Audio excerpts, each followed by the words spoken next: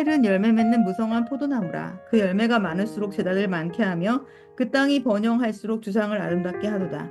그들이 두 마음을 품었으니 이제 벌을 받을 것이라. 하나님이 그 제단을 쳐서 깨뜨리시리니 깨뜨리시며 그 주상을 허시리라. 그들이 이제 이르기를 우리가 여호와를 두려워하지 아니하므로 우리에게 왕이 없거니와 왕이 우리를 위하여 무엇을 하리요 하리로다. 그들이 헛된 말을 내며 거짓 맹세로 언약을 세우니 그 재판이 밭이랑에 돋는 독초 같으리로다.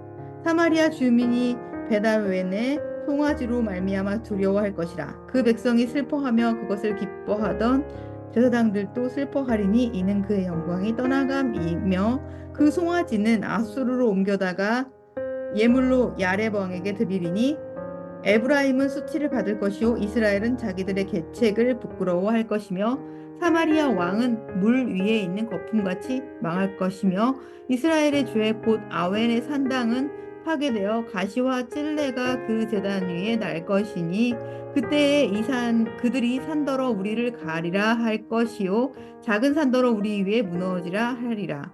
이스라엘아 내가 기브아 시대로부터 범죄하더니 지금까지 죄를 짓는구나. 그러니 범죄한 자손들에 대한 전쟁이 어찌 기브아에서 일어나지 않겠느냐. 내가 원하는 때에 그들을 징계하리니 그들이 두 가지 죄에 걸릴 때에 만민이 모여서 그들을 치리라. 에브라임은 마치 길들인 암소 같아서 곡식 밟기를 좋아하나 내가 그의 아름다운 목에 멍에를 메우고 에브라임 위에 사람을 태우리니 유다가 밭을 갈고 야곱이 흙덩이를 깨뜨리리라. 너희가 자기를 위하여 공의를 심고 인애를 거두라. 너희 묵은 땅을 기경하라. 지금이 곧 여호와를 찾을 때니 마침내 여호와께서 오사 공의를 비처럼 너희에게 내리시리라.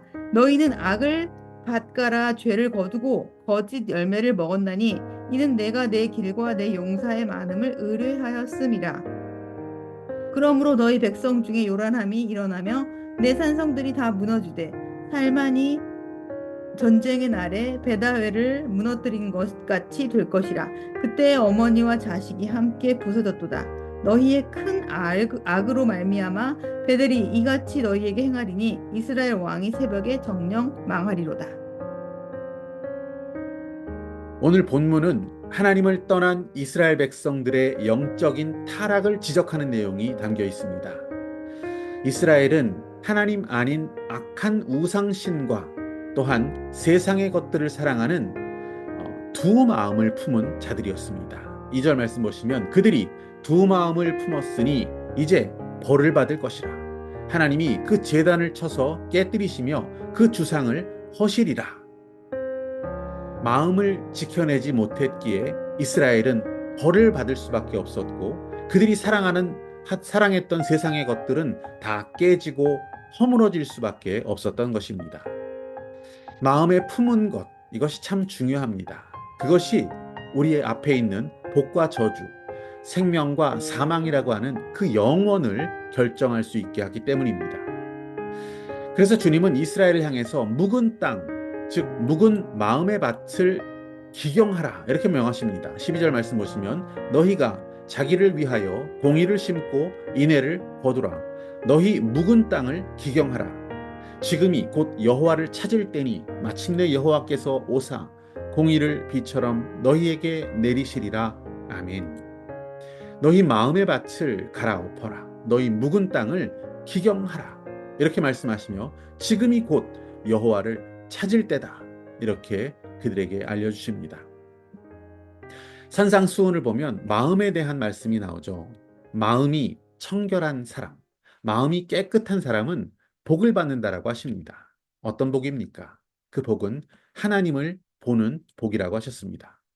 마음이 청결한 자는 세상을 품고 세상 것에 마음이 온통 뺏겨 사는 그 두 마음을 품고 사는 자가 아니라 묵은 마음의 밭을 그냥 내팽개쳐 놓고 사는 자가 아니라 늘 하나님을 바라보며 깨끗한 마음으로 살아가는 자라는 말씀이죠. 세상을 사랑하는 마음으로 우상 가득한 마음으로 살아갈 때 하나님이 보이지 않습니다. 많은 경우 사람들은 날마다 돈을 바라보고 묵상하며 살아갑니다. 주식과 비트코인과 같은 그런 데 빠져 있는 사람들의 특성을 보면 우리는 잘 알 수 있습니다. 잠도 자지 않습니다. 길을 가면서도, 운전을 하면서도 가격이 올라갔다 내려갔다, 그것을 보면서 울고 웃으며 살아갑니다. 하나님이 아닌 돈만 그들의 눈에 어른거리는 삶을 살고 있는 것이죠. 돈에 찌든 마음, 세속적이고 묵은 그 마음을 가진 그들의 눈에는 하나님이 주시는 평강과 위로가 보이지가 않는 것입니다. 그런가 하면 집 한 채 소유하는 것을 꿈으로 마음에 품고 살아가는 사람의 눈에는 집들만 보입니다. 그래서 다른 사람들의 집을 보면서 원망과 불평이 가득한 삶을 살게 되는 것이죠. 그들은 영원한 하늘 집을 볼 수 있는 눈이 없습니다. 마음이 청결해야 그 집이 소망으로 보이는 복을 받을 수 있는 것이죠. 세상의 성공과 권력을 부러워하는 탐욕스러운 마음을 품고 사는 사람의 눈에는 하나님이 보이지 않습니다. 하나님의 상속자로서 장차 그분의 나라의 유업을, 그리고 나라를 유업으로 받게 될 아름다운 환상을 그들은 도저히 볼 수 없는 것입니다. 두 마음을 품은 자와 두 마음을 품지 않은 자가 있습니다. 두 마음을 품지 않고 또 묵은 마음의 밭을 기경한 자, 마음이 깨끗한 자는 복이 있습니다. 하나님을 볼 수 있기 때문입니다.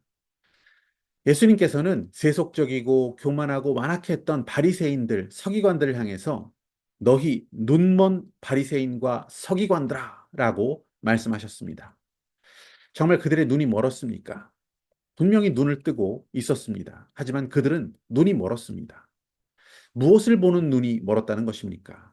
하나님 바라보는 눈, 영원한 나라를 바라보는 눈이 멀었다는 것입니다.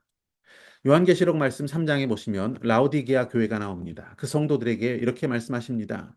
네가 말하기를 나는 부자라 부요하여 부족한 것이 없다 하나 네 곤고한 것과 가련한 것과 가난한 것과 눈먼 것과 벌거벗은 것을 알지 못하는도다. 그들은 부자였습니다. 부요했습니다. 그래서 그들의 눈에는 세상이 가득했습니다.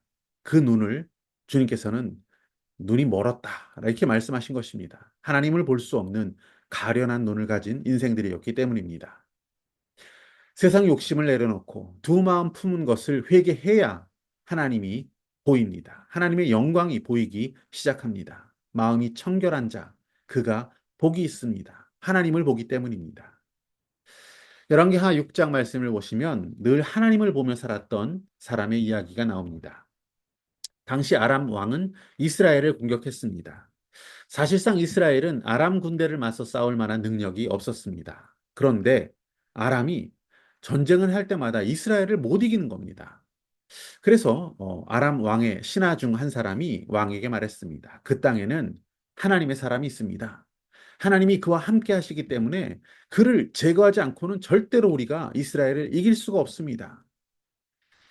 하나님의 사람인 엘리사가 도단성에 있다는 말을 듣고 그 성을 포위했습니다. 그것을 본 엘리사의 사환은 겁에 질렸습니다. 그때 하나님의 사람, 두 마음을 품지 않은 깨끗한 마음으로 늘 주님을 바라보고 있었던 엘리사가 말했습니다. 두려워 말라. 우리와 함께하며 우리를 지켜주시는 분이 우리를 포위하고 있는 저 군대보다 더 많다. 그는 불말과 불전차가 산에 가득하여 자신을 포위하고 있는 것을 볼 수 있었던 것입니다. 두 마음을 품고서는 이러한 하늘의 평안을 누릴 수가 없습니다. 묵은 마음의 밭으로는 하나님이 주시는 그 신령한 복을 누릴 수가 없습니다. 하나님 볼 수 있는 복을 누리기 원합니다. 우리의 마음이 주님으로 가득 채워져 날마다 은혜를 누리며 살아갈 수 있는 저와 여러분 되시기를 축복합니다.